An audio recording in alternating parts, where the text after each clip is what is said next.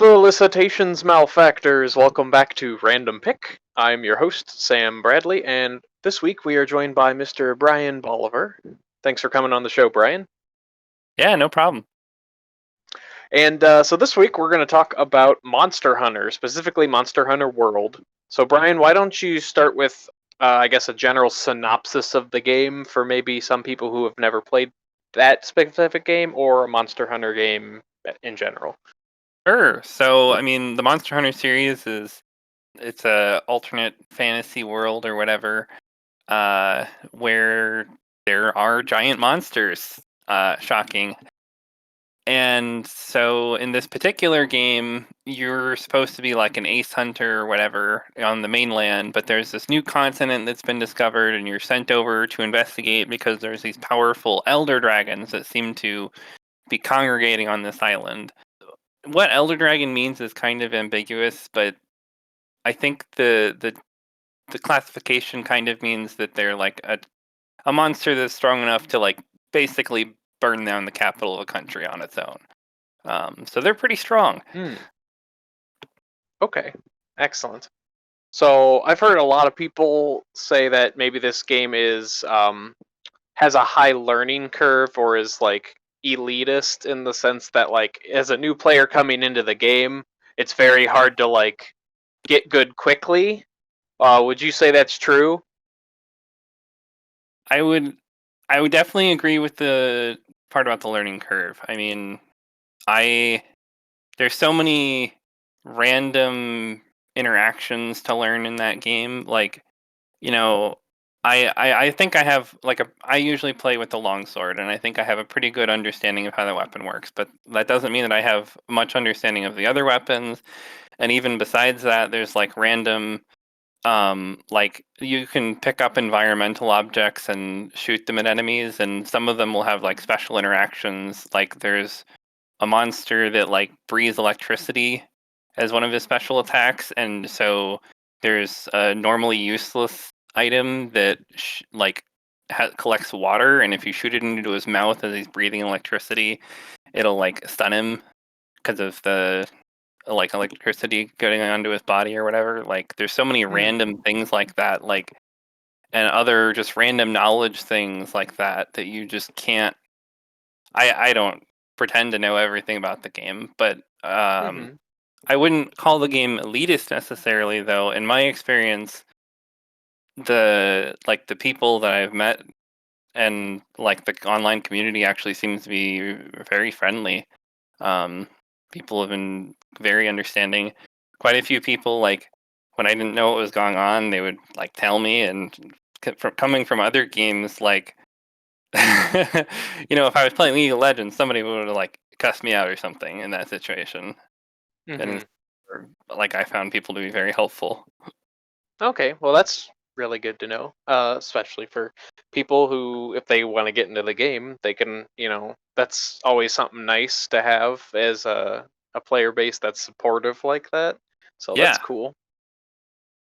So you said you tend to go for the longsword. So have you dabbled in the other classes, and that just happened to be like your favorite one, like playstyle wise? Yeah, I actually so I got into it after Iceborne had been released, and so when you were playing through the base game, they had some really simple like equipment that you could make, so it was really easy to upgrade and stuff like that.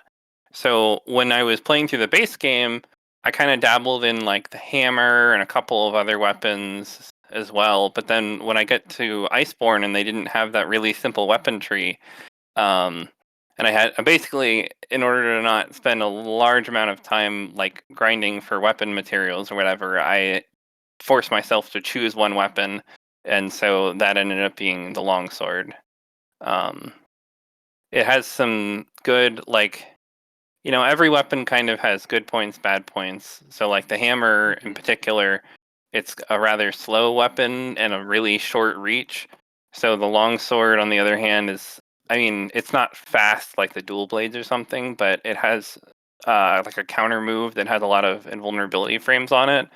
That like using that well makes it really easy to dodge attacks that I couldn't with other weapons as effectively, and it also just has some really cool moves.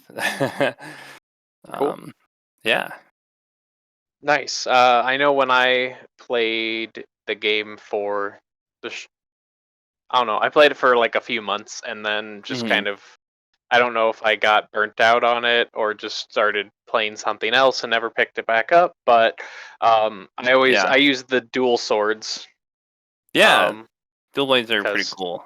yeah, because they were fun. Because I like the little combo that you could do, which basically goes down like the entire length of a monster's body if it's one of the a monster like that. Um, but that was a fun little thing. So, with your specific play style, are there certain monsters or bosses that your build is better or worse against just innately?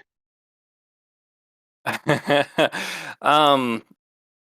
So, man, you just asked a really awkward question. There was one particular monster in Iceborne called a Latreon. Um, and so in for every other fight, it didn't really it didn't exactly matter what kind of weapon you're using, if that makes sense. Mm-hmm. Like, um, it was all good as long as the monster died in the end, right? Like, yeah. Mm-hmm.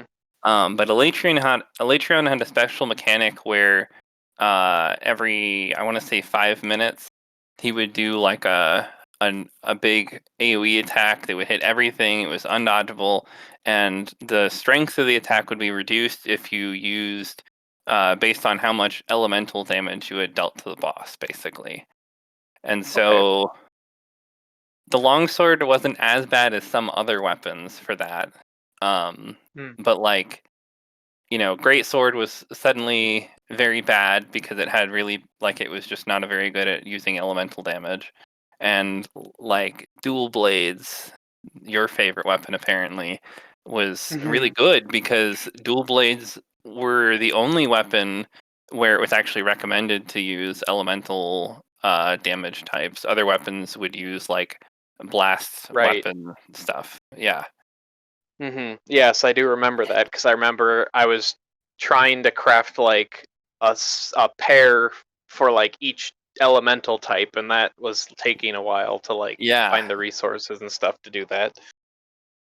Yeah. And so that would probably be like I have beaten Elytrion, but I made a set of gear for dual blades for that.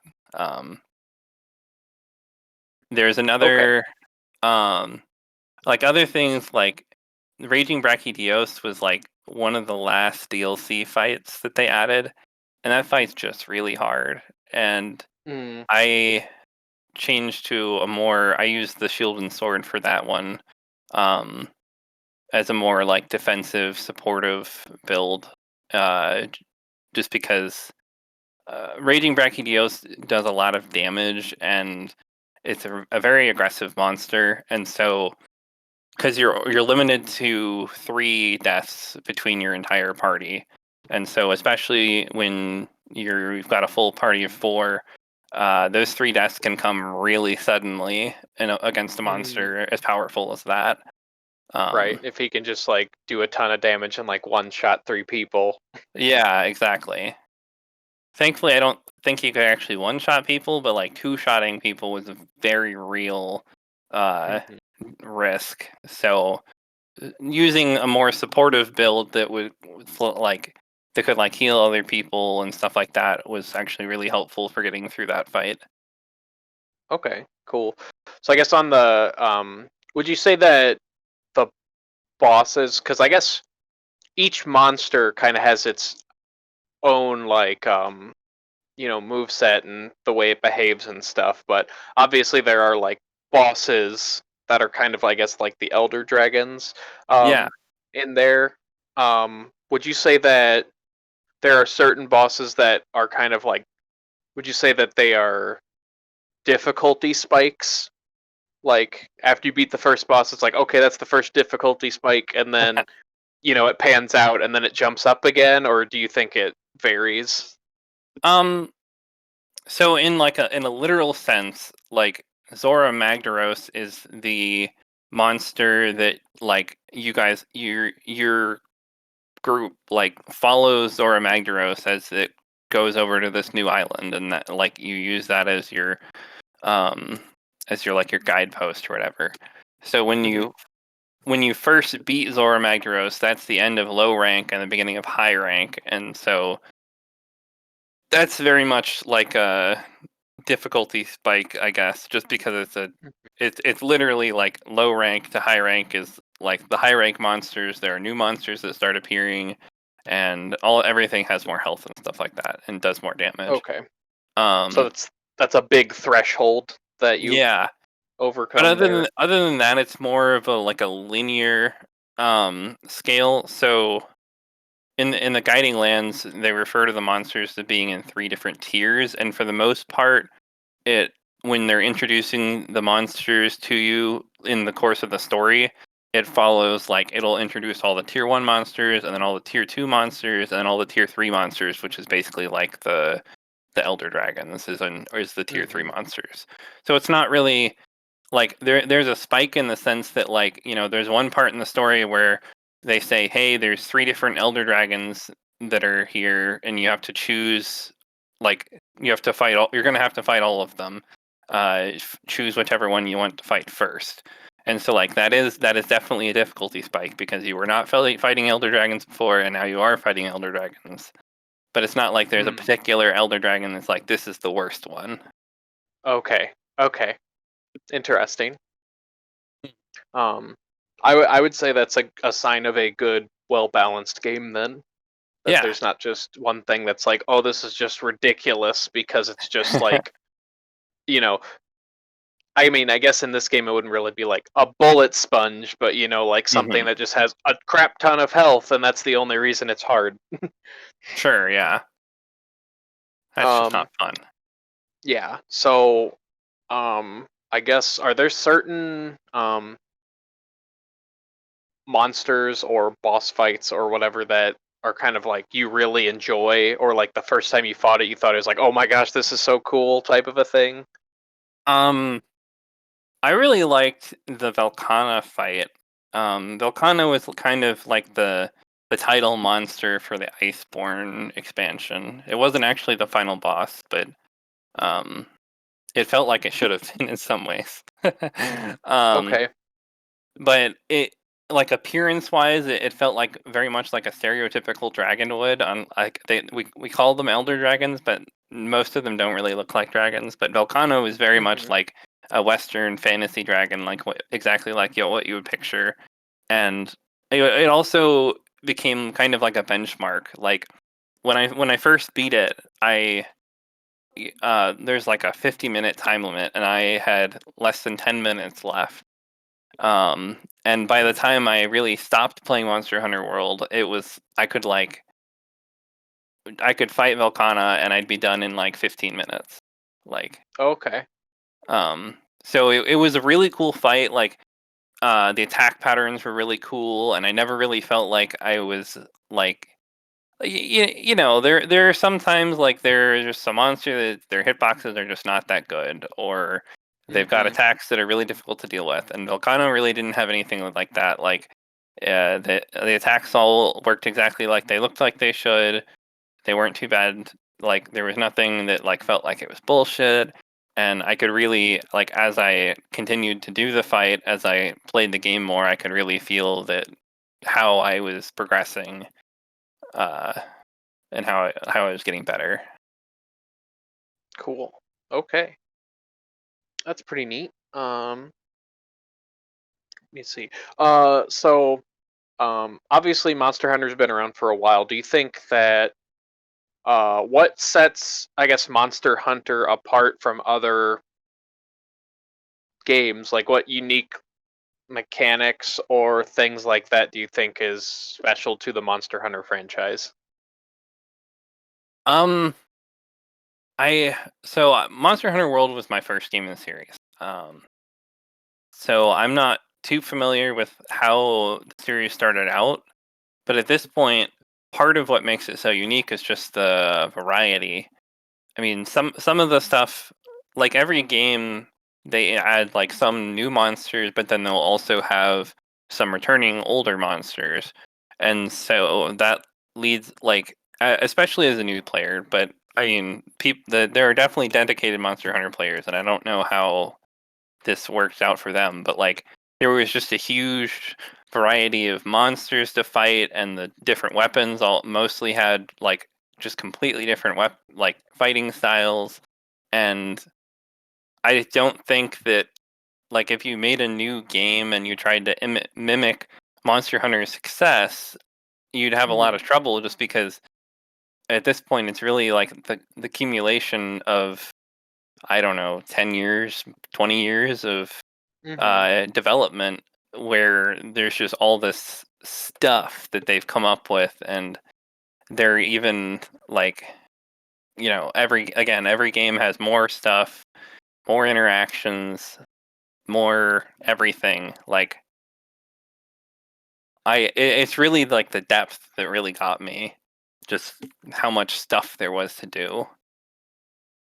Okay, that's cool. That's great. That there's that variety. I think lot of games could pick up on that. Hmm. And it's I think from what I remember, it's like somewhat linear, at least in the sense of like where how you unlock areas, but like you can always go back to previous areas and refight things if you need to. Yeah. So it's semi open world, I guess. How you would describe it? Because it's like So it's definitely like this. There's a story, and the story goes in a set order. There are occasionally times where it's like, okay, your next mission is to hunt these two monsters. You can hunt them in whichever order you want, but you have to hunt these two. But hmm you're right that like, and this is actually what my understanding, because again, I haven't played the earlier games, is that this is one of the big things that they added when they made Monster Hunter World is like the previous Monster Hunter games were much more closed in the sense that like the different areas were so you've played Monster Hunter. The map for a zone is split up into a bunch of different areas that are all like hmm directly you can just run from area to area, and there'll be like all sorts of cool scenery and all that other hmm stuff. But like in the earlier games, it was actually like there would just be a path from one zone to the next zone, and it would be a loading zone. Ah, Like you would just I load, see. like you would just walk up to the edge of the zone and load into the next one. Because hmm and I think some of like realistically that was because of like technological uh Sure. stuff, but because a lot of those games were on what are to this compared to today are very old Right. consoles. Um, Yes. Yes. but with because World came out like PS3 and 360 or and I think so. PC, yeah, and so Monster Hunter World really was like modern, the first or the most modern until Rise, obviously, hmm game, and they could really like get out rid of a lot of those restrictions, and that led to like the open world experience that you see in Monster Hunter World, where like I really appreciated how like the world was contiguous or whatever, and you could just Yeah. like it made it feel more alive than what I've seen from videos of the earlier games. Like Sure. it's cool. Cool. That is fantastic. I guess. Well, obviously, I'm sure you would suggest the game for other people to play. If new players wanted to get into it, what would be like a piece of advice you would want to impart to them? Like if it's their first time playing a Monster Hunter game or Monster Hunter World. um, well, first of all, I would suggest playing Rise. Fair, because it I just will, came out. I as a think, right? disclaimer, I have not played Rise, so I may be wrong. But from what I've seen, like Monster Hunter World was this big step up in terms of quality of life stuff from the hmm base Monster Hunter games. Iceborne added even some more things that are convenient, and from what I've seen from like watching streams and stuff of Rise is they included all the things that you would get in Iceborne as like quality of life improvements, and maybe added some more too. So I Okay. really think that Rise is probably the right choice. And then the other thing is that um, I've talked about it a little bit before, but like there really are a lot of the weapons play differently. So if you feel like I'm not really enjoying this, then maybe try out some other weapons, because that might be the difference. And then the other thing, uh, I tried to introduce someone to this game, and they completely missed the tutorial on the crafting system, and so they Mm. were still using like the base weapons and armor Oof. past the time they were supposed to. So make sure you figure out how to upgrade your equipment, because otherwise the game is going to be much harder than it needs to be. Ah, yes. Yes, that would be a struggle in any game, I would think. Yeah. All right. Well, we're gonna start to come to a close here. I have one last question. It is not Monster Hunter related. I mean, I guess you might be able to fit something in here, but it's a random like not a would you rather question, but just like a question that you have to think about. I try to ask these at the end of a lot of my podcast just for a fun little thing. So, Mhm. if you if you woke up tomorrow and it was 10 years earlier, so it was 5/25, 2011, and you had retained all of the knowledge of events and things up to this point in time, uh, but you woke up and you were in your self in 2011, so like right at the end of high school, what would you do things differently? Like, what is there things that you would change or do things differently in like up to this point in time? Um. Wow. I mean, the easy answer is yes. I think there definitely be things that I would like to change. Hmm. Um, I mean, I definitely could have done better when I was at Rose in school. I Hmm. probably should have started working out when I was in college instead of waiting until I was like working. Hmm.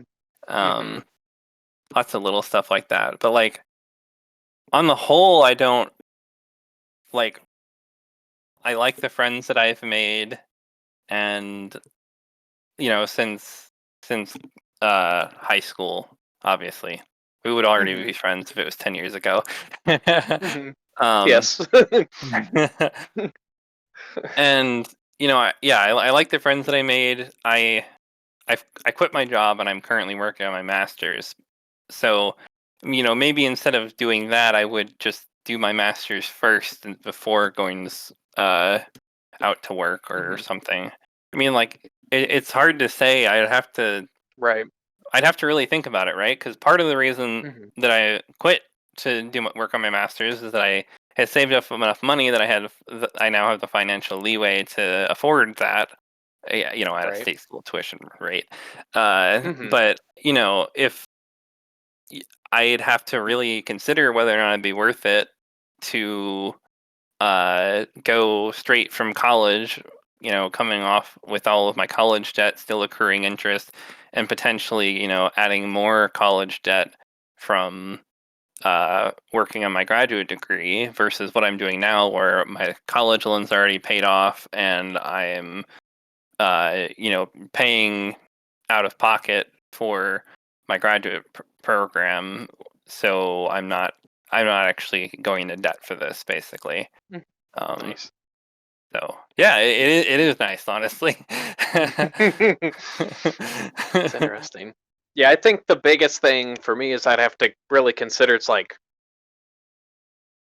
in my brain, I'm like, okay, well, I already have the knowledge that I got from college and stuff, so maybe I could just Sure. apply that earlier Hmm. somewhere. But then it's also I would have never established the relationships I made Sure. while at college. So it's one of those like, oh no, would I like And Would then I there's like, go? Would I go so to if you school really again think for about that? it, like, I mean, so like I said, we would already know each other, so like I feel like our relationship wouldn't get weird. But like, what happens when I show up to freshman orientation in college and I already remember the names of everyone on my floor? Like, Yeah, that'd be a little weird. I'm gonna be like, "Oh, hey, Matt," and then Matt's gonna be like, Who are "Who are you? you? I never told you my name." Yeah, that'd be where it's like we're gonna be great friends, and they're just like, who's this weirdo? That'd be interesting, yeah. Hmm. But all right, well, thank you for humoring me with answering that question. I just want to say thank you for coming on the show. If Yeah, we so happen, love to have you on again. Perhaps discuss different topic or something else of interest to you, if you're so inclined. sure. Well, whenever you want to have me back, I'd be interested. Okay, excellent. Well, once again, thank you for coming on the show, and thank you for those listening at home. If you happen to be listening to this on YouTube, please leave a like and subscribe. And if you're so inclined, put a comment in the comments of what you want to hear on the podcast. I'd be happy to oblige and try to find somebody who's knowledgeable on the topic. So once again, thank you for listening, and we'll catch you next time on Random Pick.